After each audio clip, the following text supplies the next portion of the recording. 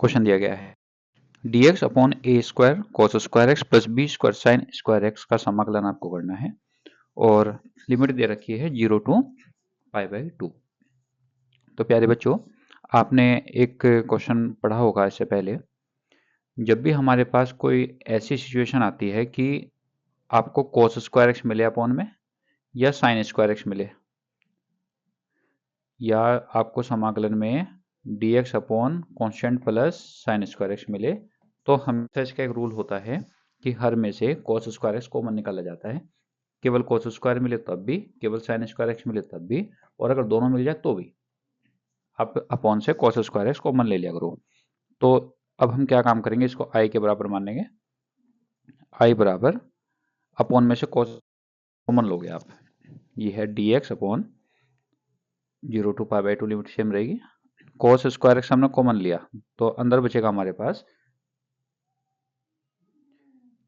ए square plus b square sine upon cos, क्योंकि इसमें से कॉस स्क्वायर कॉमन नहीं है। तो जब हमारे पास हम कुछ कॉमन लेते हैं और वो किसी में कॉमन नहीं होता तो वो अपॉन में लिख दिया जाता है, यानी साइन स्क्वायर के अपॉन में कॉस स्क्वायर चला जाएगा, यानी कि हम लिख सकते हैं tan स्क्वायर एक्स। अब इसके बाद इसको अपोजिट कीजिएगा, 0 टू π/2। कॉस स्क्वायर का अपोजिट होता है sec square x, dx upon a square plus इसको लिख सकते हैं b tan x का स्क्वायर। दोनों का स्क्वायर है तो दोनों को मैंने इकट्ठा लिख दिया। अब इसके बाद आप b tan x को t मानोगे, इस b tan x को आप क्या मान लोगे, t। लो यहीं पे लिख दें, b tan x को हमने t मान लिया। अवकलन करो इसका, b tan x का अवकलन होता है हमारे पास स्क्वायर एक्स dx बराबर dt, ये b अपॉन में चला जाएगा।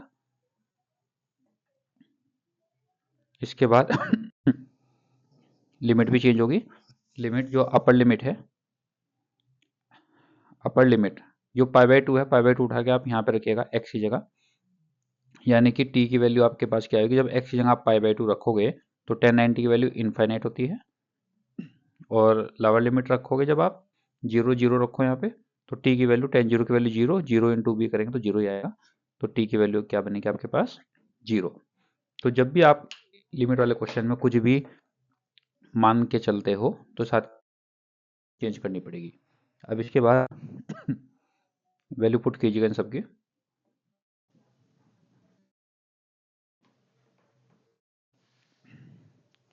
ये हो गया आपके पास सेक स्क्वायर डी एक्स की जगह डी टी अपॉन बी,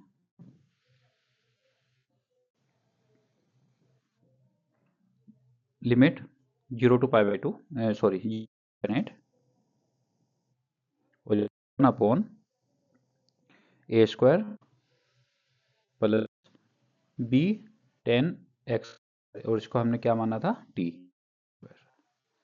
अब हमारे पास इसका समाकलन 1 अपॉन ए tan इनवर्स x अपॉन ए, यानी कि हमारे पास आएगा 1 अपॉन बी तो ऑलरेडी है ही बाहर, तो बनेगा 1 अपॉन ए tan इनवर्स x अपॉन ए, यानी कि t अपॉन ए, और जो लिमिट होती है हमारे पास लिमिट 0 टू इनफाइनाइट। अब वैल्यू पुट कीजिएगा इसकी,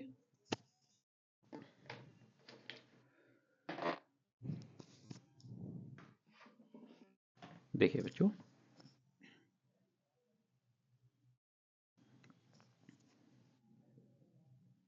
ये हो गया 1 upon A B tan inverse infinite, पहले t की जगह इनफाइनाइट रखेंगे तो ये होगा मेरे पास tan इनवर्स इनफाइनाइट माइनस, जब 0 रखेंगे तो t की जगह 0, ये देखो यहाँ पे पहले यहाँ पे इनफाइनाइट आ जाएगा, फिर यहाँ पे 0 आ जाएगा, tan inverse infinite minus tan inverse 0, तो tan inverse infinite minus tan inverse 0।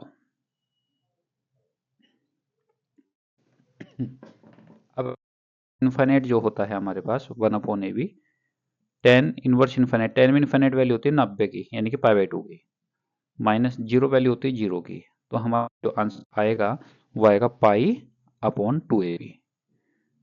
यही आपका आंसर। इंपॉर्टेंट क्वेश्चन है, इसको नोट कर लेना, थोड़ा प्रैक्टिस में लेके आओ। एक इंटीग्रल के सारे फॉर्मूले याद कर लो अगर आपको क्वेश्चन करने हैं। मार्क्स पूरे चाहिए, एग्जाम आने वाले हैं, ज़्यादा टाइम नहीं है आपके एग्जाम में। प्रैक्टिस में लेके आओ, ये सारे फॉर्मूले याद कर लो जितने भी हैं। ठीक है, ठीक है बच्चों, नोट कीजिएगा इसको।